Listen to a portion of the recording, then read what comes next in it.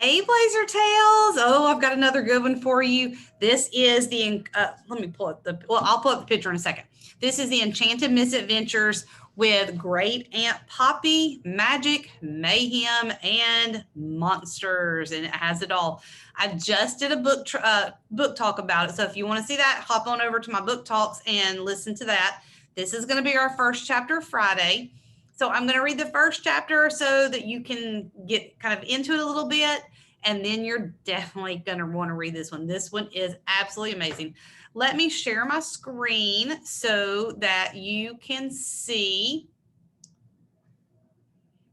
let me make it a little bigger so you can see it. Okay, so there is our author. That is Hallie Christensen. And there's the cover of our book.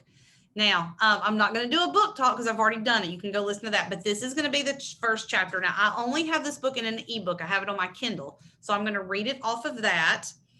And let me go back. I just lost it. Oh, hang on a second. I just lost it. Chapter 1. The Alexander children usually enjoyed holiday breaks, but this one was different. Their parents would not be with them. They would not be in their cozy home, all decorated for Christmas with their bright green tree and red stockings. And they wouldn't be able to do all the festive family traditions, making a gingerbread house, driving around at night to look at lights and drink hot chocolate, or watching favorite holiday movies. Because this Christmas was different. This Christmas, they are forced to spend a week with Great Aunt Poppy. Was she the only person that said she could watch us? Ava, the eldest child, pleaded helplessly in the middle seat of the car. She was the sole kid out of the family that had actually seen Great Aunt Poppy and been to her house. The best way to describe the house? Haunted. The best way to describe Poppy? Absolutely horrifying, down to her pointed hat and mole-covered face. Her real name may be Great Aunt Poppy, but after that one terrifying experience, Ava secretly gave her the nickname Groppy because she thought she looked like a groppy. And after hearing her frightening tale, her siblings agreed. This was such short notice, Ava. We're just fortunate and grateful that we found someone to watch all three of you. Her mom turned around from the passenger seat and gave a consoling look. I'm sure you will have a great time. Ava was positive she would not. 6-year-old Charlotte put on a good show, crying buckets of tears, but her mom knew crocodile tears when she saw them. Those are fake tears, Charlotte, her mom sighed. You're not fooling me.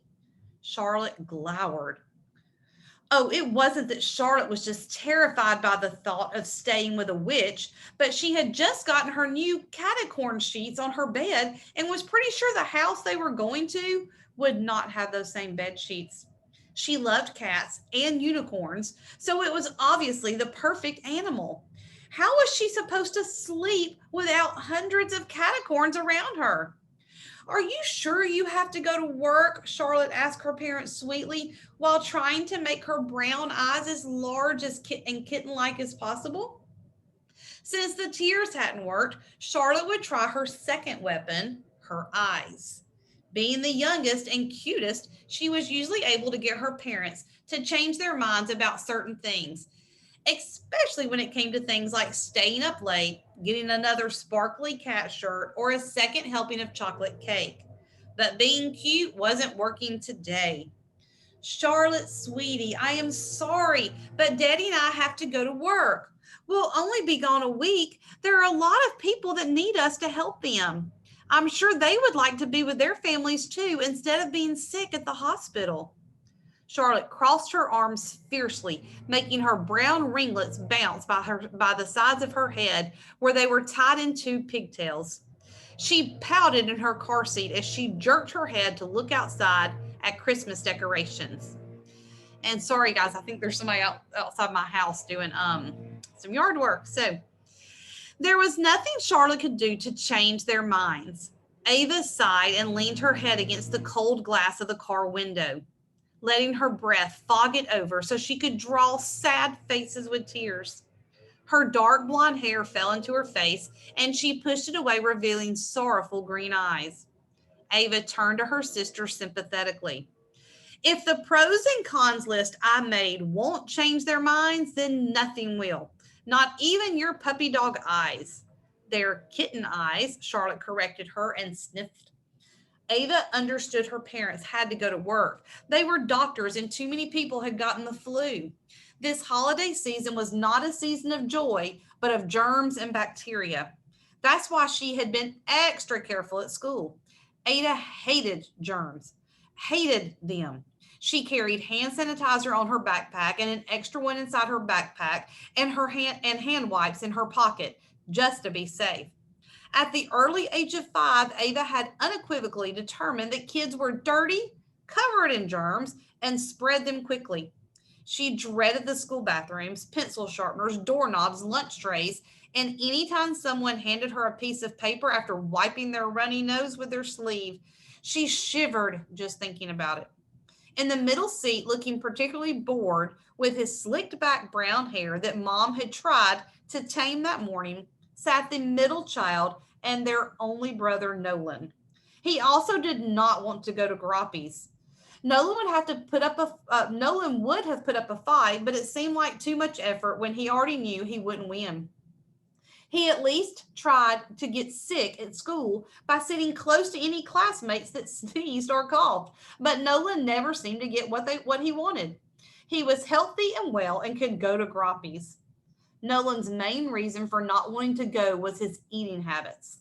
Nolan was a picky eater. He liked gross things like zombies, but he certainly didn't like eating gross things, and he was pretty sure that that was all he would be eating at Groppies. A whole week of strange, disgusting food. Probably lizard tails and eyeballs or beetle soup. Yuck. He smashed his palms into his face and groaned. I'm going to starve. He held his hands out towards his parents, pleading, Don't you care about me dying? She said she would have food for you to eat. The only way you would starve is if you refused to eat, Dad replied without even batting an eye. Nolan groaned again and pretended to die right there in the car. Very dramatic. Charlotte poked him in the arm to make sure he wasn't really dead. Ow, grunted Nolan. Just bury me outside by the shed and on my tombstone write these words. Here lies our favorite child. We should have fed him pizza and let him stay at home. That's one of my favorite lines. Dad sighed heavily. He wasn't buying it either. You are all acting as if it's the end of the world, Mom laughed to herself. What's so wrong with staying at Aunt Poppy's? Everything, because the Alexander children were positive that Aunt Poppy was a witch. And that's the end of chapter 1. Oh, that book is so amazing. I cannot wait for you to read it and find out what happened to the Alexander children. And is great Aunt Poppy really a witch? Oh, you'll have to read to find out. So let me stop sharing my screen real quick and let me go back and stop the recording. Okay, this is it for this one. I want you to go check it out and read it, and I will have another one for you soon. See you later, guys. Bye-bye.